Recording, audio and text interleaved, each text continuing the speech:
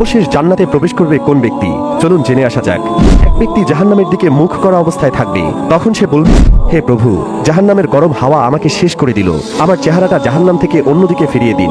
সে আল্লাহর কাছে বারবার প্রার্থনা করতে থাকবে। আল্লাহ তাকে বলবেন, তোমার এই প্রার্থনা কবুল হলে আর কিছু চাইবে না? সে বলবে, আপনার মর্যাদার কসম, এরপর আর কিছুই চাইব না। তখন জাহান্নামের দিক থেকে তার চেহারা ফিরিয়ে দেওয়া হবে।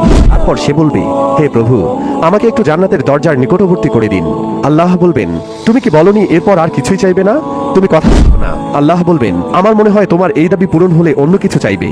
সে বলবে, আপনার মর্যাদার কসম, এরপর আর কিছুই চাইব না। এরপর তাকে জান্নাতের দরজার নিকটবর্তী করে দেওয়া হবে। সে জান্নাতের সুখ শান্তি দেখবে। তখন কিছুক্ষণ চুপ থেকে আবার প্রার্থনা শুরু করবে, হে রব, আমাকে জান্নাতে প্রবেশ করিয়ে দিন। তখন আল্লাহ বলবেন, তুমি কি বলনি এরপর আর কিছুই চাইবে না? তুমি কথা রাখো না।